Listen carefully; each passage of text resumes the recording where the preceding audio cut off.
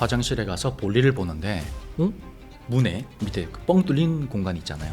거기에 맨발 상태의 사람 발이 보이더래요. 이 사건에서는 굉장히 깔끔하게 정리가 된 걸 보면 이 사람은 심리 상태가 굉장히 좀 차분하게 안정된 상태라고 볼 수 있습니다. 사람들이 왕래가 많은 상가에서 굳이 오전 시간에 왜 살인을 했을까? 그러다 좀 괴담도 생겼는데 다음 일기장을 쓸 때면 어머니는 이미 죽어 있을 거예요. 정말 이상하지만 기쁘다. 이 라는 이름을 검색하면 놀라운 걸 보게 돼요.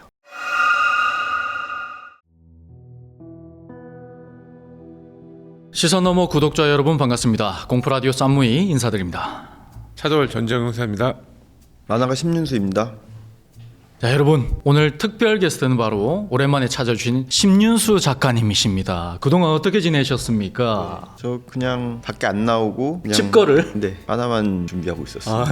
머리 스타일이 점점 도인과 같이 절망하고 있었어요. 왜요? 이야기가 잘 안 풀리면 그렇게 되죠. 또 뭐 세용지마라고 그럴 때가 있으면 또 착 치고 올라가는 때가 있지 않겠습니까? 작가님 근데 그 무슨 만화를 준비하시는지 잠시 소개를 좀. 막 소개했는데 결국 그 만화가 안 나오면 좀 쪽팔린 거라서 조심스럽긴 한데요. 네. 호러 만화 준비하고 있어요. 호러 만화. 와, 좋습니다. 여러분 우리 심윤수 작가님 새로운 작품 나오게 되면 많은 응원 또 부탁드리겠고요. 저희 시선 너머 괴담을 보다에서는 여러분들의 제보를 받고 있습니다. 여러분들의 공포 이야기를 아래 보이는 메일 주소로 보내주시면 아주 무시무시하고 오싹하게 풀어드릴 테니까요. 많은 제보 부탁드리고요. 그러면 오늘의 괴담 속으로 들어가 보도록 하겠습니다.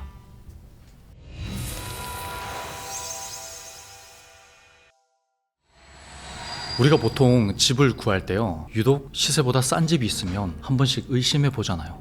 집에 문제가 있거나 아니면 무슨 사고라도 있었던 게 아닌가 하고요. 이 유독 싼 집은 괴담의 단골 소재이기도 한데요. 오늘 들려드릴 이야기는 바로 그렇게 싼 맛에 들어간 집에서 겪은 아주 기묘하고 소름 돋는 층간소음에 관한 이야기예요. 사연의 주인공인 가명으로 건우 씨는요, 키 185cm에 몸무게 100kg인 아주 건장한 체격의 남성이었어요. 지금으로부터 약 5년 전 경기도 모 지역에서 아르바이트를 하고 있던 건우 씨는 당시 월세로 자취방을 구하고 있었답니다.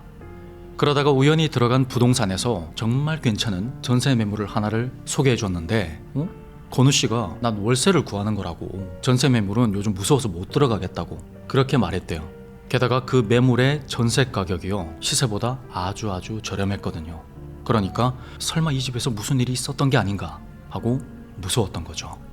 그때 부동산 사장님이 건우 씨를 쓱 훑어보더니 넌지시 이런 말을 꺼내더랍니다. 사실 이 매물 윗집의 층간소음 때문에 이 값이 좀 저렴하다고요. 그러면서 건우 씨가 워낙 체격이 좋으시니까 만약 여기에 들어가시면 윗집도 알아서 눈치껏 조용하지 않겠냐, 그렇게 슬슬 바람을 넣더래요.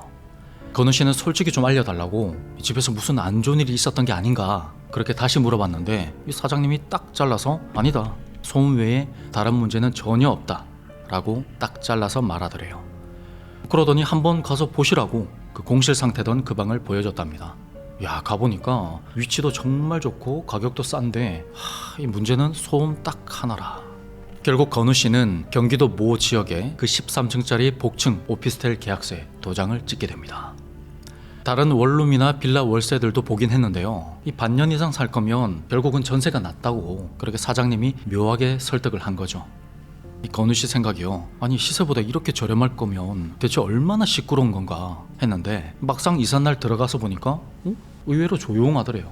만약 소음이 좀 있다고 해도 이 건우 씨가 집에 없을 때 그런 거면 전혀 문제가 없겠다 싶었던 거죠. 그렇게 이사를 하고 한 일주일쯤 지났을 무렵에 건우 씨는 그날도 평소대로 운동까지 다 마치고 늦은 시간에 귀가를 했어요. 현관문을 열고 집에 막 들어서는데 그 순간 천장에서요, 쿵쿵 하는 둔탁한 소리가 들려왔죠. 거의 매일 늦게 집에 들어와서 바로 자느라 몰랐는데 막상 들어보니까 소음이 꽤 크게 울리는 게 이래서 시세보다 저렴했구나 싶더라는 거죠. 요즘은 층간소음이 있을 때 바로 찾아가는 것도 예의가 아니라면서요. 그래서 건우 씨는 일단은 참아보자 그렇게 마음을 먹었어요. 그런데 이 소리가 멈추질 않고 5분에서 10분 간격으로 계속 쿵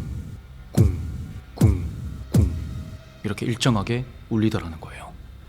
이 이상한 게요, 무거운 가구를 드르륵 끄는 그런 소리도 아니고 그렇다고 아이들이 막 우당탕탕 뛰어다니는 그런 소리도 아니었어요. 그 외 방바닥에요, 일정한 박자로 발 뒤꿈치를 이렇게 살짝 들어서 강하게 쿵 내리찍을 때 나는 딱 그런 소리더라는 거죠. 층간소음 겪어보신 분들은 아시겠지만 이게 막 크고 시끄러운 소리가 아니더라도 일정하게 반복되는 소음이 밤새 지속되면 진짜 이게 사람 미치거든요. 또 이게 하루 이틀이면 몰라도 며칠 내내 이어지면 사람 결국은 못 참는 거예요. 건우 씨는 결국 직접 윗집으로 찾아가 보기로 했어요. 중개인 아저씨가 대놓고 자신의 덩치를 운운했잖아요. 그래서 뭐 직접 해코지하거나 그럴 마음은 전혀 없었어요. 건우 씨는 일단 내 덩치를 보고 좀 겁을 먹어서 조용해졌으면 하는 그런 바람이었죠. 물론 이렇게 생각하면 안 되겠지만 진짜 층간소음 당해보신 분들은 이 심정을 이해하실 겁니다. 아무튼 윗집 현관에 도착한 건우 씨는 일단은 노크를 했어요. 그러면서 저기요, 아래층에서 왔는데 잠깐 얘기 좀 하시죠. 근데 조용해요. 그래서 이번에는 초인종을 눌렀더니 안쪽에서 인터폰 소리도 들리지도 않고 그냥 조용합니다. 뭐야, 방금 전까지 그렇게 시끄럽게 굴더니 내가 이렇게 올라오니까 없는 척을 해? 순간 건우 씨는 화가 치밀어 올랐어요. 자, 그날 이후로 건우 씨는요, 퇴근할 때마다 윗집 창문을 쳐다보는 습관이 생겼대요. 불이 켜진 것만 보면 바로 달려 올라가서 얘기라도 좀 해볼 생각으로요. 근데 한 2주 내내 그렇게 지켜봤는데 한 번도 불이 켜지지가 않는 거예요. 분명 층간소음은 매일같이 들리는데 정작 올라가 보면 사람 사는 기척이나 그런 게 전혀 없더라는 거죠. 오죽하면 이 건우 씨가 이 사람 나랑 지금 기싸움 하자는 건가? 그런 생각을 할 정도였어요. 그리고 어느 날은요, 쿵쿵 하던 그 소음의 첫 번째 쿵 하는 소리가 들리자마자 뛰쳐 올라갔는데 그래도 안에서는 여전히 아무 반응이 없어요. 아무 소리도 들리지가 않아요. 그리고 또 어느 날은 조용히, 아주 조용히 윗집으로 올라가서 현관문에 귀를 대봤는데 아무 생활 반응이 없더라는 거예요. 말 그대로 귀신이 고칼 노릇이었죠. 그러던 어느 날, 그날은 일이 없던 건우 씨가 욕실 문을 열어둔 채로 청소를 하고 있었는데 갑자기 현관 센서등이 탁 켜지더래요. 그러면서 그 현관 위쪽 천장에서 쿵쿵 하고 그 소음이 들리는 거예요. 순간 그 건우 씨는 등골이 오싹해지더래요. 이게 당연히 윗집 소음인 줄 알았는데 만약 이게 윗집이 아닌 우리 집에서 나는 소리라면, 그리고 이런 공동주택이 아무리 방음이 안 된다고 해도 이 정도의 소리는 정말 말이 안 되는 소리였대요. 그래서 잠시 청소를 멈추고 곰곰이 생각을 해보니까 이 소음이 이사를 오고 일주일 후부터 시작됐거든요. 그리고 건우 씨가 퇴근하는 밤 11시 무렵에 현관문을 열자마자 시작된 거예요. 마치 집안 천장, 그러니까 현관문 센서 등 뒤에 딱 붙어서요, 건우 씨가 돌아오기만을 기다린 것처럼요. 이런 생각을 하니까 건우 씨는 더 이상 집에 있을 수가 없더래요. 그래서 고민하던 건우 씨는 일단 필요한 짐만 챙겨서 집을 뛰쳐나왔어요. 당시 그 근처에서 가게를 하던 친한 형이 있었는데요, 그 형의 집으로 갔죠. 큰 키와 다부진 체격의 젊은 남자가 얼굴이 하얗게 질려서는 자기 집에 귀신이 있는 것 같다고 그렇게 횡설수설을 하니까 그 형님도 황당한 얼굴을 하더랍니다. 아니, 이 곰도 때려잡게 생긴 놈이 무슨 귀신 타령이냐. 그러면서 일단 며칠 지내면서 마음 좀 가라앉혀라, 그렇게 형은 말하더랍니다. 그렇게 그 형님 집에서 신세를 지게 된 지 이틀쯤 지났을 때요, 이 형이 대뜸 그러더래요. 야, 만약에 집에 진짜 귀신이 있는 거라면 남자 한 너댓 명이 떼거지로 가면 되는 게 아니냐고요. 그러니까 아무리 귀신이라도 그 정도 양기면 이 귀신도 기가 죽어서 안 나타나지 않겠냐. 그래서 한번 직접 가보자는 거였어요. 그 말을 들은 건우 씨는 갑자기 용기가 막 치솟더래요. 그래서 그 형님을 포함해서 같이 운동을 하던 친구들 몇 명을 데리고 건우 씨가 살던 오피스텔로 쳐들어갔어요. 건장한 남자들 5명에서 거실에 둘러앉아서 술도 마시고 고기를 먹으면서 막 떠들다 보니까 진짜 신기한 게 아무 일도 일어나지 않더래요. 그 쿵쿵거리던 소리도 안 들리고 갑자기 켜지던 센서 등도 잠잠하고요. 친구들은 건훈이가 운동을 너무 열심히 해서 환청이라도 들은 게 아니냐 그렇게 막 놀렸어요. 아니면 단백질 보충제에 뭐 이상한 게 들은 게 아니냐, 또는 네가 외로워서 처녀 귀신이 엮인 게 아니냐, 막 그렇게 막 놀리더랍니다. 그렇게 다 같이 웃고 떠들다 보니까 이 건우 씨도 그 말을 듣고 내가 부동산 사장님께 그런 말을 듣고 여기를 오는 바람에 내가 좀 예민했나 보다, 그렇게 생각했대요. 물론 그날 하루만으로 모든 불안이 사라진 건 아니라서 그 뒤로 그 형님을 포함해서 그 친구들을 자주 집으로 불러서 술을 마셨어요. 그때까지도 역시 아무 일 없이 그 오피스텔에 오는 사람마다 그냥 평범한 복층 오피스텔이구나, 그렇게 생각하고 말았고요. 자, 그렇게 2달쯤 지난 어느 날이었어요. 당시 건우 씨 집에 가장 많이 놀러와서 자고 가던 건우 씨 대학 후배인 진영 씨라는 사람이 있었거든요. 근데 어느 날 갑자기 이 후배가 연락 두절이 된 거예요. 자주 올 때는 거의 하루 건너 하루씩 와서 술을 마시고 자고 가던 그 동생이 카톡 하나 안 남기고 사라져버린 거예요.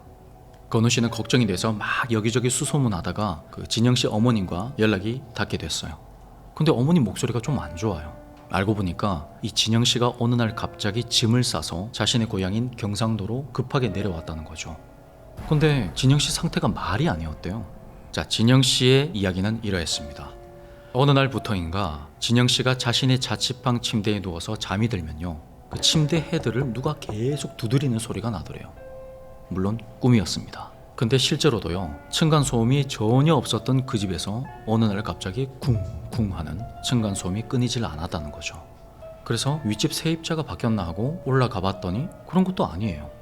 자, 그러던 어느 날 이 진영 씨가 회사에서 일을 하다가 화장실에 가서 볼일을 보는데 앉아서 휴대폰을 보다가 문득 눈을 치켜 떴는데 그 왜 화장실 칸에 보면 문에 밑에 그 뻥 뚫린 공간이 있잖아요.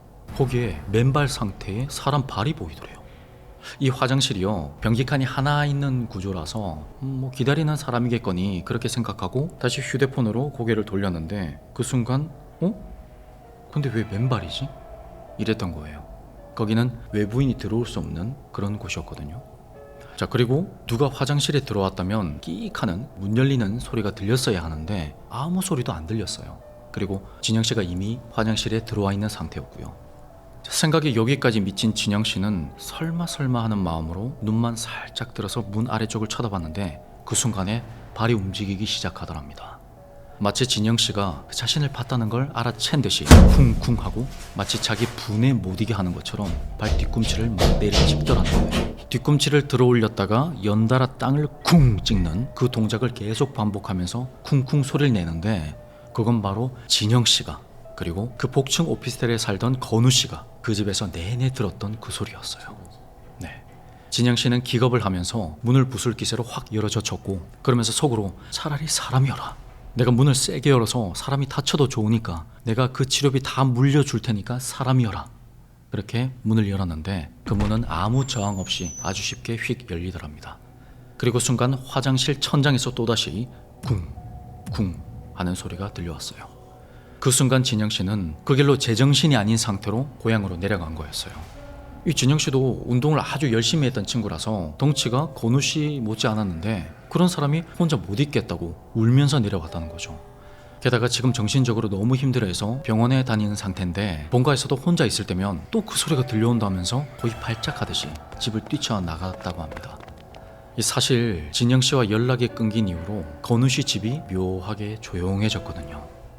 이 모든 얘기를 들은 건우 씨는요, 그대로 굳어서 아무 말도 할 수가 없었대요.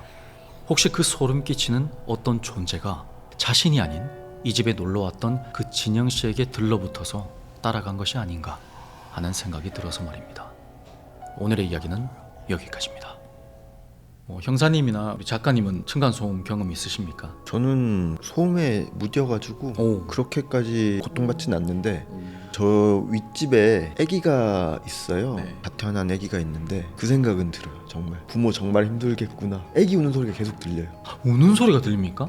아, 쿵쿵 하는 게 아니라 그런 소리도 들리는데 그럼 이제 아기가 울면 이제 부모가 비적비적 일어나는 소리가 들리죠. 작가님도 일어나시고. 저는 이제 밤에 깨 있는 상태니까 보통 작업을 보통 하니까. 그래서 그렇게까지 그런 소리에 고통받진 않는데 부모가 되는 소리를 듣고 있죠. 뭐라 말할 수가 없네요, 그죠? 그래도 그 윗집은 아랫집을 잘 만난 것 같아요. 왜냐하면 작가님 같은 경우에는 밤중에 감수성이 이렇게 딱 살아나잖아요.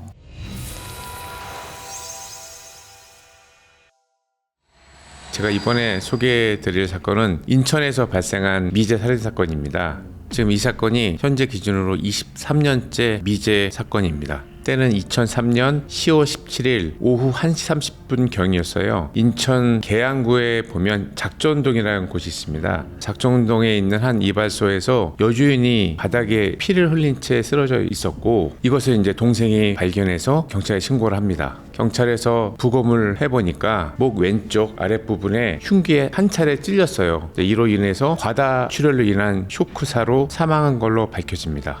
보통 출혈이 심하거나 구타를 심하게 당하면 쇼크사로 죽는 경우가 있습니다. 그런데 이 피해자의 경우에는 성폭행 흔적도 없었고 크게 저항하는 흔적도 없었습니다. 그리고 또 강도 범행이었으면 금품이 없어졌을 텐데 금품도 없어지지 않았고, 그리고 흉기로 경동맥 부분을 손상을 당했기 때문에 과다 출혈이 있었을 거라고요. 네. 그런데 사건 현장에서는 혈흔이 그렇게 많지 않았어요. 튀지 않았다는 말씀이세요? 아니, 혈흔 자체가 많지 않았습니다. 왜 그렇죠? 많지 않았고, 보통 이제 범인이 있었으면 족적도 있잖아요. 없었습니다. 그러니까 범인이 이 범행 후에 증거 인멸을 위해서 청소를 한 거죠. 그리고 흉기나 기타 범인일 것으로 추정이 되는 지문도 발견되지 않았어요. 당시에 피해자가 여동생하고 통화를 한 시간이 오전 7시 50분 경이었어요. 그러면 이 시신이 발견된 때가 1시 30분, 범인이 또 범행 장소를 또 치웠을 시간을 감안해서 범행 발생 시간은 오전 8시부터 한 정오까지로 추정이 됩니다. 이 피해자는 사건 발생 1년 전쯤에 해당 업소를 인수했어요. 인수해서 영업을 시작했는데, 이발소가 일반적인 이발소가 아니라 퇴폐 이발소 아시잖아요, 요즘. 유사 성행위를 해주는 퇴폐 이발소였습니다. 그리고 장사가 그렇게 잘 되진 않았고 하루에 평균 손님이 한 3-4명 정도밖에 안 됐다고 합니다. 그리고 여동생이 면도사였는데 여동생이 가끔 와서 이 피해자를 도와주었다고 해요. 그리고 이발소는 지하 1층, 지상 4층인 상가 건물 지하에 있었어요. 그런데 이 상가가 왕복 6차로인 계양대로에 인접해 있어서 유동인구가 상당히 많은 곳이었어요. 당시에는 CCTV가 많이 없어서 이발소 내부는 물론 상가에도 CCTV가 없었습니다. 근데 경찰이 목격자를 수소문했지만 목격자를 발견하지는 못해요. 왜냐하면 이 사람이 많이 지나가는 곳에 오히려 특별한 행동을 하지 않으면 목격자를 찾기 더 어려워요. 그리고 보통 이 퇴폐업소에 출입하는 사람들은 주위를 이렇게 살피고 출입을 하는 경우가 많죠. 본인이 들어가는 거를 좀 알리고 싶지 않은 거예요, 사람들한테. 떳떳하지 못하니까 주위를 두리번거리고 사람이 없는 걸 확인하고 들어가기 때문에 어떻게 보면 목격자가 없는 게 더 당연한 걸 수도 있습니다. 경찰은 피해자가 특별하게 반항한 흔적이 없었고 흉기에 한 번 정확히 찔려서 살해된 만큼 이게 전문가에 의한 청부살인 가능성에 무게를 두고 수사를 합니다. 다만 피해자가 단 한 번의 공격으로 사망했기 때문에 단독 범행보다는 공범이 있을 것으로 봤어요. 공범이 피해자를 잡고 있었을 때 주범이 흉기로 피해자를 찔렀다고 이렇게 생각을 했었습니다. 우선 이제 피해자 남편이 가장 유력한 용의자로 떠오릅니다. 왜냐하면 당시 남편과 피해자는 별거 중이었어요. 그리고 남편이 사업 실패로 채무가 좀 많았고, 당시 이제 피해자가 주택을 소유하고 있었는데 약 3억 원 정도의 가치가 있었다고 합니다. 피해자가 사망할 경우에 남편이 유산으로 이걸 상속받을 수 있기 때문에 범행 동기가 있다고 본 거죠. 당시 3억 원 정도면 물가 상승률을 감안했을 때 지금은 약 5억 원 이상 정도의 가치가 된다고 할 수 있습니다. 경찰이 조사를 했지만 남편이 알리바이가 입증이 되었고 별다른 혐의점은 찾지는 못합니다. 경찰은 여동생, 그리고 여동생 주변 사람, 그리고 4층에 인력사무소가 있었어요. 그래서 인력사무소 인부들, 그리고 단골 손님, 주변 모범자 등 여러모로 조사를 했는데 특이사항을 발견하지 못합니다. 그리고 또 피해자가 평소 주변 상인들과도 왕래가 거의 없었다고 해요. 그래서 원한 살 일도 없었다고 합니다. 살인사건이 발생했던 이발소는 이 사건으로 인해서 한동안 임대가 되지 않았어요. 소문이 났어요. 그러다 좀 괴담도 생겼는데 지역 사정을 잘 모르는 업체가 상가에 입주를 합니다. 입주했다가 종업원들이 밤에 이상한 소리가 들린다 말을 해서 이 업체가 몇 개월 만에 다른 곳으로 이사를 갔습니다. 그래서 여기서 이상한 소리가 들린다는 괴담도 생겨나게 됐습니다. 보통 저희가 볼 때 미제 사건은 묻지마식 범행 아니면 대부분 주변 사람들의 소행이에요. 가장 의심되는 부분은 경찰이 초기에 수사했던 것처럼 청부살인 가능성입니다. 왜냐하면 한 번에 치명적인 공격으로 끝났고 저항 흔적도 없습니다. 그리고 강도나 성범죄 흔적도 없고, 그렇다고 보면 이게 감정적인 충동 범죄라기보다는 이 목적 달성을 위한 목적 달성형 범죄의 특징에 가깝습니다. 특히 현장 정리가 된 정황은 범인이 굉장히 침착하거나 유사한 범죄 경력을 가진 사람일 가능성이 매우 높습니다. 철두철미하는데요. 그런데 어떻게 생각해보면 사람들이 왕래가 많은 상가에서 굳이 오전 시간에 왜 살인을 했을까라는 의문도 생기는데, 대범하네요. 반대로 생각해보면 이 퇴폐 이발소의 손님들은 주로 야간에 많이 오지 오전에는 거의 없잖아요. 이 상황을 정말 잘 아는 사람이라면 또 가능도 하고, 그리고 공범이 있다면 이 망을 봐주고 사람이 인적이 드문 오전에 왔을 가능성도 배제할 수는 없습니다. 목적성을 딱 가지고 왔네요. 예, 그러니까 청부 살인이라고 본다면 이 대가를 받기로 하고 나름대로 준비를 철저히 한 강력 사건 전과자일 가능성이 높다고 봅니다. 그런데 제가 경찰 업무를 하다가 느낀 거는 영화에서 보는 것처럼 전문적인 킬러는 우리나라에 사실 없습니다. 왜냐하면 우리나라에서 살인을 하면 거의 대부분이 바로 검거가 됩니다. 그러니까 전문적인 킬러가 있을 만한 경험을 쌓을 만한 그런 환경이 안 됩니다. 그래서 우리나라에서는 전문적인 킬러가 저는 없다고 보고 있습니다. 외국에서 들어오는 경우는 없습니까? 외국에서 누가 이렇게 돈을 주고 의뢰를 하기가 굉장히 어렵습니다. 그 다음으로는 이제 우발적인 범행 가능성인데, 여기가 이제 체포업소다 보니까 이런 서비스 관련된 부분, 그리고 서비스에 대한 불만 또는 이제 가격, 금전 문제 때문에 범행을 했을 가능성이 있는데, 택배 서비스를 받은 후였기 때문에 성범죄는 없을 가능성이 높죠. 벌써 이제 본인의 성욕을 해결했기 때문에 성범죄는 일어나지 않았지만 이런 감정적인 문제 때문에 사건이 일어날 수도 있는데, 보통 이제 우발적인 상황이라면 한 번만 찌르진 않습니다. 감정이 이제 폭발하기 때문에 여러 번 찌르는 경우가 대부분이고, 그리고 범행 후에 보통 감정적으로 이렇게 올라왔던 사람들은 천천히 이렇게 정리하고 가질 않아요. 바로 도주를 하는 경우가 일반적인 경우입니다. 이 사건에서는 굉장히 깔끔하게 정리가 된 걸 보면 이 사람은 심리 상태가 굉장히 좀 차분하게 안정된 상태라고 볼 수 있습니다. 물론 이제 강력 사건에 대한 경험이 많은 범인이라면 사건을 자기가 우발적으로 저질렀지만 판단을 해서 범행 현장을 정리했을 가능성도 없지는 않습니다. 이 사건이 지금까지도 풀리지 않는 가장 큰 이유는 단서가 굉장히 적습니다. 당시에 CCTV도 없었고 목격자도 없었기 때문에 굉장히 단서가 적고, 그래서 범인을 특정하기가 굉장히 어려운 사건이었습니다. 그런데 이제 이게 시간이 많이 흘렀지만 언젠가는 해결해야 될 사건이라고는 생각을 해요. 저도 쭉 계속 사건을 봐도 종잡을 수가 없더라고요. 정말 누가 범인일지가 좀 퀘스천이고, 어떻게 보면 누군가를 죽이려는 특정하지 않고 그냥 본인의 범행을 그냥 한번 연습하려는 사람일 가능성도 배제를 사실 할 수가 없어요. 근데 그 가능성은 굉장히 적지만, 그래도 여러 가지 생각을 해봐도 누가 범인일까에 대한 아직도 약간 좀 확실한, 좀 더 논리적이고 그런 대답을 내기는 좀 어려운 것 같습니다. 형사님은 좀 더 많은 예. 자료를 보셨을 테니까요. 예. 그리고 이제 시청자분들께서 혹시 이 관련된 단서가 될 만한 사실을 알고 계시면 저희 인천경찰청 미제사건팀이 있습니다. 거기 또는 어려우시면 또 112로 제보해 주시면 좋을 것 같습니다.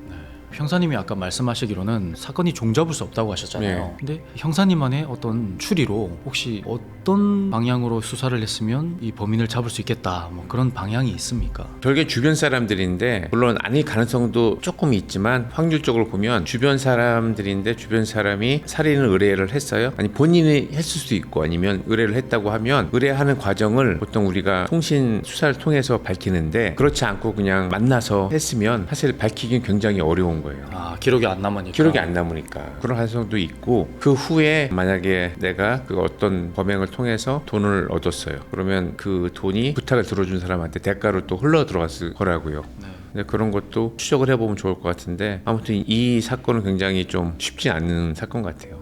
그때 당시에 경찰들도 굉장히 열심히 했을 텐데 해결이 안 된 걸 보면 뭔가 석연치 않은 부분이 굉장히 많이 있는 것 같습니다. 형사님 말씀은 그러면 주변 사람들을 좀 더 조사했더라면 좋았을 것 같다. 예. 그리고 이제 우리가 일을 하다 보면 미제 사건 난건들 보면 뿐만 아니라 어떤 뭔가 좀 잘 안 풀렸던 사건을 보면 확인을 하는 과정이 있잖아요. 근데 이게 다 잘하는 사람 기준으로 하면 좋은데, 어떤 사람은 잘을 하고 또 어떤 사람은 중간 정도 하고 어떤 사람은 잘 못하는 사람이 있을 수가 있어요. 놓치는 게 있을 수가 있어요. 그러니까 이거를 경찰이라고 해서 다 잘하는 건 아니고 똑같잖아요. 우리 저희 병원 가도 의사들도 잘하는 사람한테 가면 살고 못하는 사람 같으면 안 좋아지고, 그런 것처럼 모두 다 조사를 했다고 하지만 얼마큼 깊게 했고 얼마큼 확실하게 했는지에 대해서는 그게 잘 안 되면 사건이 잘 안 되는 것 같아요. 교차 수사라는 건 교차 체크도 하긴 하는데, 그게 이제 교차 점검을 할 만한 시간적인 여유가 있으면 괜찮은데 인력도 그렇고 시간이 한정이 돼 있잖아요. 그런데 그게 뭐든지 초반에 이게 안 하면 놓쳐버리면 점점 시간이 지날수록 점점 이게 멀어지는 거예요. 증거가. 그죠? 예. 근데 초반에 보통 대부분 사건을 그렇게 교차해서 점검할 만큼 여유가 없는 경우가 대부분입니다.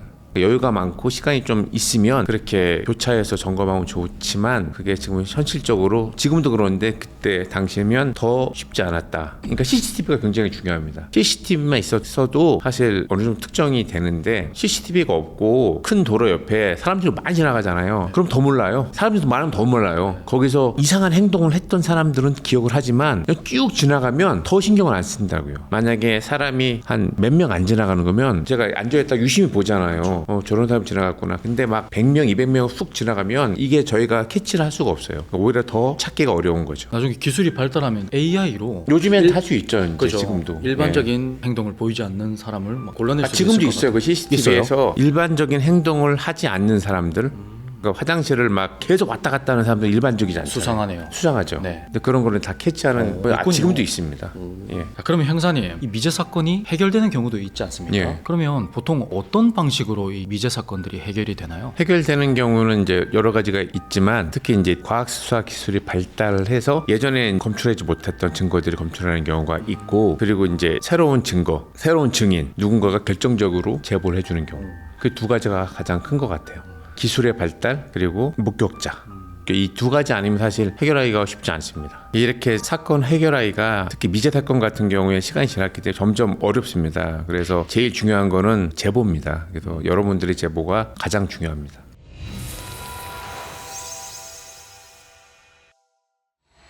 제가 들려드릴 이야기는 네. 작가에 관한 이야기예요. 오. 펜은 칼보다 강하다라는 이야기가 있는데 네. 제가 이번에 잡은 주제는 펜은 칼보다 잔인하다입니다. 때는 1954년 6월 22일 뉴질랜드의 한적한 공원에서 오노라 파커라는 여성이 사고를 당해요. 사고의 최초 신고자는 그녀의 고등학생 딸인 폴린 파커와 딸의 친구인 줄리엣 휴미예요. 둘은 근처 찻집으로 달려와서 어머니가 다쳤다고, 어머니가 사고 났으니까 도와달라고 요청을 해요. 소녀들은 어머니가 나무에 걸려서 넘어졌고 넘어지면서 머리를 크게 다쳤다고 했어요. 그리고 경찰들이 와서 살펴봤는데 소녀들이 말한 것처럼 넘어져서 다친 상처처럼 보이진 않았어요. 머리에는 둔기 흔적이 있었어요. 40여 군데나 말이죠. 그래서 그 소녀들이 말했던 그냥 사고가 아닌 살인으로 바뀌어요. 범인은 누구였을 것 같아요? 신고죠. 예. 범인은 최초 신고자인 두 소녀였어요. 폴린 파커와 줄리엣 줌은 신고자에서 피의자로 이제 전환이 되죠. 특히 폴린 파커가 죽인 것은 자신의 어머니였기 때문에 끔찍한 존속살인이 일어난 거예요. 이 두 소녀가 왜 어머니를 죽여야 했을까요? 이 소녀들은 나이가 15살이었어요. 아직 엄마가 필요한 나이였단 말이죠. 시작은 폴린이 공부하는 뉴질랜드의 한 고등학교에 줄리엣 휴미 전화가 오면서 시작됩니다. 폐결핵이 있던 줄리엣은 영국에서 뉴질랜드로 이주를 해와요. 뉴질랜드가 한적하고 또 공기가 좋으니까요. 그리고 이미 거기서 학교를 다니고 있던 폴린은 지독한 골수염을 앓던 환자였어요. 신체가 병약한 두 소녀는 공통점으로 금방 친해져요. 나의 아픔과 너의 아픔이 뭔가 결이 맞았던 거죠. 그리고 둘은 성향도 좀 비슷했어요. 어떤 성향이었냐면 공상하는 걸 좋아했어요. 그래서 둘이 어울려서 같이 상상하고 설정도 만들면서 글과 그림을 만들어서 이야기를 계속 만드는 거예요.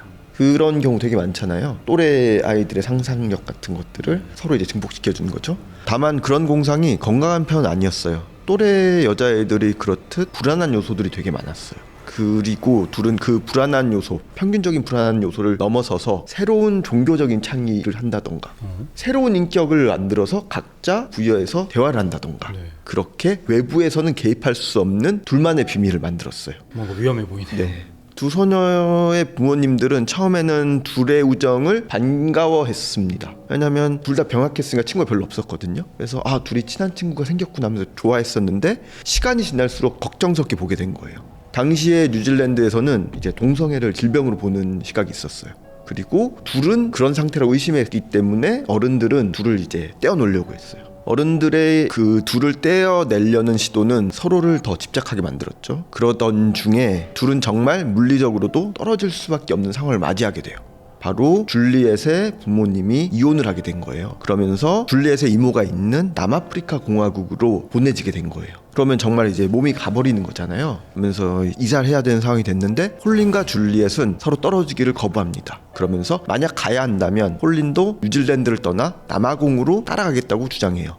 아직 어린 자신의 딸이 생판 남인 줄리엣을 따라 그 먼 곳으로 가야 할 이유가 없잖아요.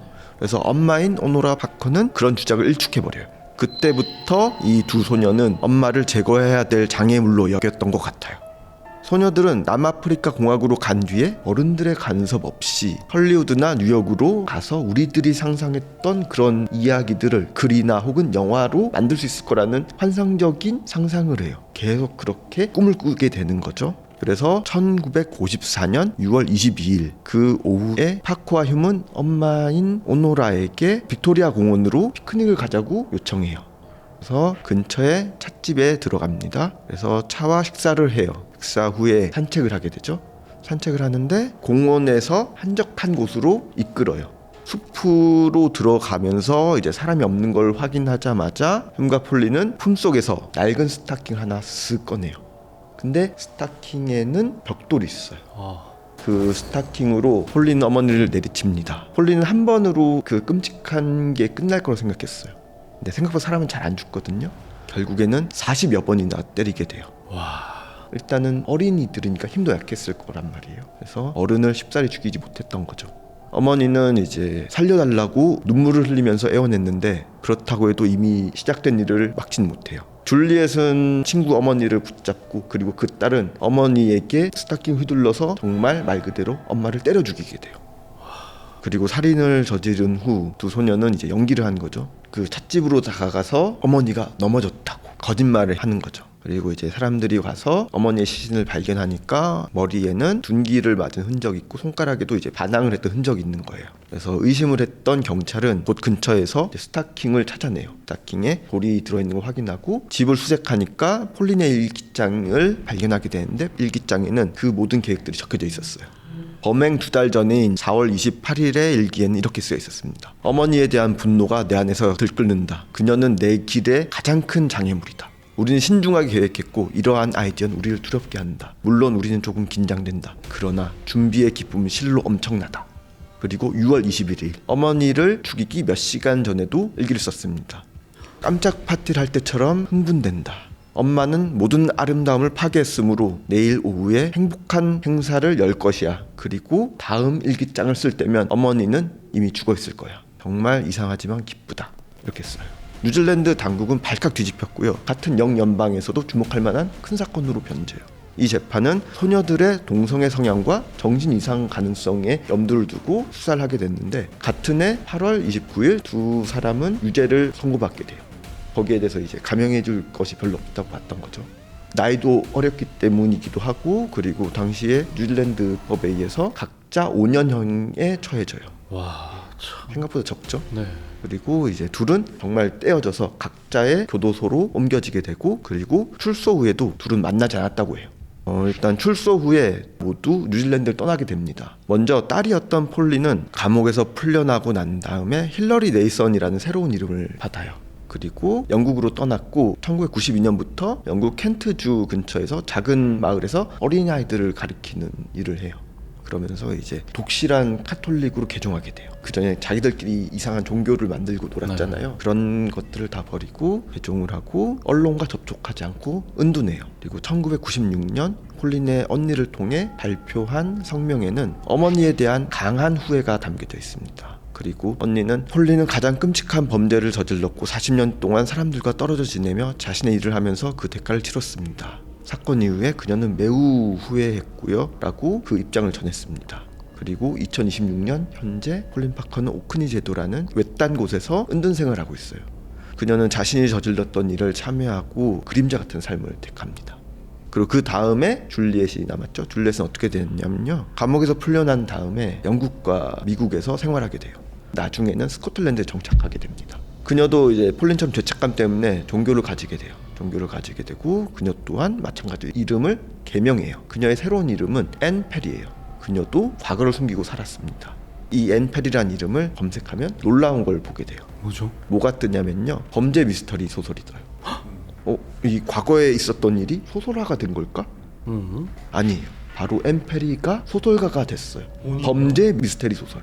읽어드릴게요. 제 책이 출판 승인 받기까지는 여러 해가 걸렸고 저는 30대 후반이 되었습니다. 그동안 생계를 유지하기 위해 사무직, 소매 판매, 패션, 항공 승무원, 선박 및 육상 승무원, 리무진, 배차 담당자, 보험 인수 담당자 등 다양한 직업을 전전했습니다. 새아버지께서는 잭 더 리퍼가 누구였을지 궁금해하셔서 빅토리아 시대의 런던을 배경으로 한 추리소설을 쓰기 시작했습니다. 수사라는 압박 속에서 사람들이 어떻게 변하는지, 오래된 관계와 신뢰가 어떻게 무너지고 새로운 관계가 형성되는지에 대해서 완전히 매료되었죠. 그중 첫 작품인 케이터 스트리트 교수형 집행인이 1979년에 출간되었습니다. 그 전까지 몇 번이나 썼는지 기억나지 않지만 드디어 제 책이 첫 출간되었을 때 얼마나 기뻤는지 생생하게 기억납니다. 저는 좀 더 색다르게 어두운 캐릭터를 탐구하고 특히 기억하지 못한 행위에 대한 책임과 같은 문제에 대해서 질문을 던지기 위해 뭉크 수도승 시리즈를 시작했습니다. 한 사람의 정체성은 얼마나 기억과 밀접하게 연관되어 있을까요? 우리의 모든 반응, 결정 등은 우리가 알고 경험한 것에서 비롯됩니다. 우리는 여러모로 우리가 살아온 곳의 총합이라고 할 수 있습니다. 이게 그녀의 홈페이지에 적힌 그녀 자신의 소개글이에요. 아직 정신 못 차린 것 같은데요. 근데 그녀 자신은 비록 범죄자였지만 그 범죄를 이용해서 소설을 쓴 건 아니었었어요. 일본의 식인 작가 사가와 이세이라고 있어요. 이 사람은 자신의 범죄를 팔아먹은 사람이었었어요. 그는 자신의 네덜란드인 친구를 잡아먹은 다음에 그걸 가지고 책으로 써냈어요. 그 화제성을 이용해서 방송에도 출연했고 성인 영화에도 출연했습니다. 하지만 그녀는 그처럼 사건을 이용하진 않았어요. 배경도 빅토리아 시대, 현재가 아닌. 오히려 반대였죠. 줄리엣 흄은 꽁꽁 숨긴 채 앤 페리로만 새로운 삶을 살았어요. 그 앤 페리라는 작가가 우리나라에 잘 알려진 작가는 아니에요. 저도 처음 듣는 작가였고요. 그 우리나라에 출간돼 있는 책은 단편 몇 권밖에 없어요. 다만 이제 영미권에서는 대단한 작가예요. 2,500만 부 이상이 팔려나갔고요. 타임지에서 선정한 100대 범죄소설가에 오르기도 했어요. 그리고 에드가상 최우수 단편소설상, 그리고 아가사 어워드에서 평생 공로상도 수상했죠. 이렇게 숨어 살다가 들키게 된 계기는 뉴질랜드 출신 감독인 피터 잭슨, 혹시 아시나요? 아니요, 저는. 반지의 제왕을 만들었던 네네네. 피터 잭슨이 뉴질랜드 출신이란 말이에요. 그래서 뉴질랜드에서 일어났던 그 사건을 영화화하기 시작해요. 그가 1994년에 천상의 피조물이라는 영화를 발표하는데 그 영화가 발표되면서 살인범 줄리엣 흄이 소설가 앤 페리라는 것이 비로소 밝혀졌습니다. 그 전에는 몰랐던 거죠. 영화는 만듦새가 꽤 좋아가지고요. 아카데미 각본상 후보에도 오르기도 했고요. 줄리엣 역은 우리가 모두 아는 그 케이트 윈슬렛, 타이타닉에 나왔던 그 배우가 맡게 돼요. 이렇게 이제 사실이 공개되자마자 앤 페리의 팬들은 경악을 해요. 범죄자가 범죄 소설을 쓰다니. 이렇게 경악을 하는 거죠. 그래서 반반으로 나뉘어요. 어떤 사람들은 그녀는 내면에 범죄자로서의 기질이 있으며 그것이 그 살인사건으로 발현됐다. 그리고 급기야는 범죄자적인 성향을 글로 풀었을 정도로 사악하다. 그 범죄자성은 이미 쭉 지속되고 있다고 보는 거죠. 그래서 그 재능이 있기 때문에 범죄자 소설을 쓸 수 있는 것이다 라고 이야기를 하는 거예요. 그리고 그 반대편에 있는 사람들은 그녀는 비록 죄를 지었지만 참회했고 그 이후에 자신의 재능을 꽃피워서 사회의 생산적인 구성원이 되었다. 그렇다면 이거는 범죄자가 교화가 가능하다는 아주 좋은 증거로 봐야 한다 라고 옹호한 사람이 있습니다. 입장은 완전히 다르죠. 그래서 지금도 앤 페리에 대한 평가는 갈려요. 영원히 제거될 수 없는 범죄성을 지니고 있는 사람이다. 아니다. 이거는 그녀는 우리 사회의 훌륭한 인원으로 교화되었다. 이렇게 보는데 제가 이 앤 페리에 대한 검색을 하다가 레딧에서 되게 재밌는 글을 봤었어요. 이제 레딧에서 카라이스라는 유저가 썼던 글이에요. 저는 작가 컨퍼런스에서 앤 페리를 만났습니다. 그녀는 강연자이기도 했지만 다른 컨퍼런스 참가자들과 함께 블루펜슬 시리즈에서 자원봉사도 했습니다. 그녀는 약 20분 동안 참가자들에게 원고 5페이지 분량의 개요를 가져오면 1대1로 피드백을 해서 문제점을 함께 논의하는 시간을 가졌어요. 그녀는 정말 친절하고 사려 깊었습니다. 그리고 또 적극적이었죠. 그런데 그녀가 제 스릴러 소설 주인공 동기에 대해서 아주 날카로운 통찰력을 제시했을 때 저는 순간적으로 움츠러들게 됐습니다. 그녀가 10대 시절 살인을 저질렀다는 사실이 떠올랐기 때문이죠. 그녀와 그녀의 친구가 친구 어머니의 한 짓은 정말 끔찍해요. 저는 그게 그녀 인생에서 가장 잘못된 결정이었다고 생각하고 그 이후로는 매일 자신이 받은 것보다 더 많은 것을 세상에 기여하며 살았기를 바라고 있습니다. 작가로서 어떻게 등장인물의 성장과 변화를 받아들이지 않을 수 있겠어요? 라고 썼는데 이게 무슨 말이냐면요. 예비 작가 프로그램에서 프로 작가로서 멘토링을 해준 거예요. 피드백을 해주고. 그래서 카라 S라는 사람이 N에게 작품 피드백을 받아요. 스릴러 동기에 대한 부분이 나왔을 때 아마 범죄 동기겠죠? 네. 캐릭터가 범죄를 저지르려고 하는 동력에 대한 이야기를 하는데 이제 N 페리가 날카로운 통찰력을 보여줘요. 그러니까 화자가 떠오른 거죠. 그때 혼란이 드는 거예요. 이게 그녀가 범죄자였기 때문에 이 캐릭터의 동력에 대해서 잘 꼬집어냈을까? 아니면 훌륭한 작가여서 이런 부분을 잘 꼬집어냈을까에 대한 혼란스러운 생각을 하게 된 거죠. 그러면서 이제 이 사람은 예비 소설가지만 작가이잖아요. 그래서 캐릭터의 성장에 대해서 썼단 말이에요. 그렇기 때문에 자신은 캐릭터란 것들이 성장을 해가잖아요. 그러한 과정을 하듯이 그녀 또한 그럴 거라고 믿었던 거예요. 그래서 자신이 마주했던 사람은 줄리엣 휴민지 혹은 앤펠인지 잘 모르겠지만 그 안에 있던 어린 범죄자로서 씨앗이 아직까지 있을 수도 있지만 그래도 그거를 잘 제어하고 있는 어른으로 성장했다면 그것이 유의미하다고 생각하는 뜻이에요. 그 컨퍼런스에서 만났던 그 짤막한 일화를 그렇게 남겼어요. 저도 그렇게 생각하긴 해요. 그 사람이 범죄자의 씨앗이 있는 사람이든 혹은 그게 제거가 됐든지 간에 지금은 훌륭한 사회 구성원으로 받아들여져야 되지 않을까. 그리고 그 앤페리는 2023년 4월 10일 LA 한 병원에서 조용히 눈을 감았다고 해요. 그리고 앤페리 말고도 범죄 미스터리 소설가가 범죄자인 경우가 또 있어요. 뭐죠? 중국에서 벌어진 이야기를 소개시켜 드릴게요. 얼마 안 됐어요. 2017년 중국 안후이 성에서 소설가 류옹바오라는 사람이 체포돼요. 이 사람은 20년 전 호스텔 투숙객 포함한 가족 4명을 죽인 죄였어요. 1995년 당시에는 경찰이 증거 수집 능력이 부족할 때여가지고 DNA와 지문을 가지고 있었음에도 해석하지 못하고 있었어요. 근데 차후 기술이 발전해서 22년이 지난 이후에 증거를 해석할 수 있게 됐어요. 그래서 류옹바오가 용의자로 특정되고 체포가 됐습니다. 류옹바오는 경찰들이 들이닥치기를 항상 기다리고 있었다. 드디어 오늘 모든 것이 끝났다. 오랫동안 시달렸던 정신적 고통으로부터 자유로워질 수 있겠다 하면서 체념했다고 합니다. 그가 썼던 소설은 길티 시크릿이라는 소설인데요. 이 소설은 안후이 문학상이라는 상까지 받을 정도로 평가가 좋았다고 해요. 이 소설은 주인공이 여자 작가예요. 근데 살인을 하고 도망가는 내용입니다. 그래서 사람들은 자신의 경험담을 토대로 쓴 것이 아니냐라는 의혹을 받고 있어요. 그리고 20년 전 그가 저질렀던 범죄로 벌었던 돈은 겨우 20위안, 한국 돈으로 4,000원이었대요. 그 다음은 네덜란드에서 일어난 일이에요. 네덜란드에서 전직 외인 부대원이자 회계감사관 그리고 파트타임 작가였던 리샤드 클링크하머와 소아과 간호사였던 한넬 로렌은 친구의 소개로 만나서 결혼하게 돼요. 클링크하머의 작가 경력은 결혼 이후에 본격적으로 시작되는데요. 그의 첫 번째 책이 개처럼 순정적으로라는 책은 프랑스 외인 부대에서 있었던 경험을 바탕으로 썼다고 해요. 그 책에는 외인 부대에서 가장 먼저 배우는 것은 사람을 죽이는 것이고 두 번째는 시신을 제대로 처리하는 방법이다라고 했다고 해요. 와. 그가 점차 소설가처럼 돼갈수록 알코올 중독이 심해졌다고 합니다. 동시에 아내에게 가정폭력을 휘두르는 빈도도 높아졌어요. 그렇게 위험한 날들이 이어지다가 1999년 1월 남편은 결국 아내를 죽입니다. 그는 아내를 헛간 아래에 파묻고요. 그리고 콘크리트를 부어요. 냄새를 지우기 위해서 퇴비를 뿌려요. 그럼 이제 시취랑 비슷해 버리니까 의심을 받지 않죠. 뻔뻔하게 클링크하머는 아내가 실종됐다고 신고를 하고 당연히 경찰은 그를 의심했지만 증거를 찾을 수 없어요. 그리고 클링크하머는 출판사에 원고를 하나 들고 갑니다. 그 원고는 아내를 살해할 수 있는 7가지 방법을 묘사한 원고. 수요일 다진 고기를 먹는 날이라는 원고였어요. 자백인가요?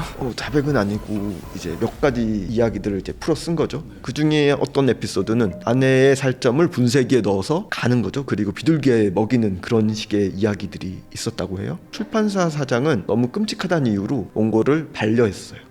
나서 그 이상한 원고에 대한 소문이 네덜란드 출판계, 언론계에 떠돌기 시작해요. 그러면서 이제 그 사소한 유명인 같은 게 돼가지고 지역 문학 파티라든가 혹은 지역 TV쇼 같은 데 출연하게 돼요. 약간 괴짜 같은 매력이 있었나 봐요. 주위 사람들의 평가가 되게 좋았다고 해요. 재밌다 이런 평가였다고 해요. 그러다가 2000년 그가 살던 옛집에 새로운 사람들이 이사 옵니다. 그러고 정원을 개조하기 위해서 이제 헛간을 파내려 가요. 헛간을 파내려 갔는데 이제 콘크리트를 부수자마자 그녀의 시신이 발견된 거죠. 그 직후에 그는 체포돼서 아내 살해 혐의로 기소되었고 그는 자백을 했어요. 그리고 7년형을 선고받습니다. 거기도 비슷하네요, 우리나라랑. 엉터리인데. 출소를 하고 나서 결국에는 2016년 78세 나이로 스스로 세상을 떠나요. 올해도 살았네. 그가 이제 아내를 죽인 이유는 밝혀지지 않았어요. 결국 말 안 했다고 해요. 불쌍한 아내인 한넬로레는 불행한 운이 있었어요. 자신의 어머니 역시 아버지한테 살해당했어요. 네? 같은 운명이 모녀한테 찾아온 거죠. 참 슬픈 이야기입니다. 네. 이렇게 범죄자가 범죄에 대해서 쓰는 이야기들을 찾아봤는데 찾아보니까 꽤 있더라고요. 근데 이렇게 범죄 스릴러 소설 작가가 된 경우는 이렇게 한 3개 정도로 추려서 이제 가져와 봤습니다. 야, 아까 중국의 그 작가가 미제 사건이었는데 나중에 밝혀졌다고 했잖아요. 아까 그 제가 말씀드린 것 중에 미제 사건이 밝혀지는 2가지 중에 한 가지가 과학기술의 발달이라고 했잖아요. 근데 최근에 중국에서 90년대 밝혀진 살인 사건이 2010년대 후반에 기술이 발달해서 대거 밝혀져요. 그래가지고 저희도 그때 당시에 2018년, 19년, 20년 정도에 저희한테 요청이 많이 왔어요. 그래서 중국에서 살인 사건을 하고 한국으로 도망을 왔는데 나중에 이제 한국에 있다는 게 밝혀져서 저희가 몇 명을 잡아서 중국을 보낸 적이 있어요. 그게 맞습니다. DNA 기술이 발달해서 그때는 매치를 못 시켰는데 그게 매치가 됐어요. 그게 2018년 아마 그때쯤으로 제가 기억을 해요. 네. 그 사건에서 DNA 검출됐던 게 담배꽁초였다고요. 담배꽁초였는데 여긴 지문도 있을 거고 네. 침도 있을 건데 당시에는 그거를 추출해내는 기술이 없었나 봐요. 근데 20년이 지나니까 뽑아나게 된 거죠. 작가님 이야기 듣고 과연 그 범죄의 씨앗이 그 작가에게 남아 있어서 그런 작품들을 쓸 수 있었던가, 저는 그게 어느 정도 맞다는 입장이거든요. 형사님 생각 어떠십니까? 뭐 맞을 수도 있고. 아니 그렇게 뭉뚱그려서 말씀하시지 마시고 하나로만 좀. 예, 뭐 개연성이 많죠 그게. 보기도 싫으네요, 그런 작품은. 저도 거짓말 같은 거 하면 상당히 잘 지어내는 편이거든요. 연락처 지우겠습니다. 네. 기승전결에 맞춰서 좀 거짓말 잘하는 편이에요. 자, 오늘도 아주 오싹하고 무시무시한 소재 이야기들을 들어봤는데요. 여러분들의 다양한 의견 댓글로 많이 남겨주시고요. 시선너머 채널 구독과 좋아요, 알림 설정 꼭 부탁드리겠습니다. 그리고 새로 생긴 기능 하이프 꼭 한 번씩 점수 주시길 부탁드리겠습니다. 그럼 저희는 다음에도 오싹한 이야기 찾아들고 뵙도록 하겠습니다. 오늘도 감사드립니다.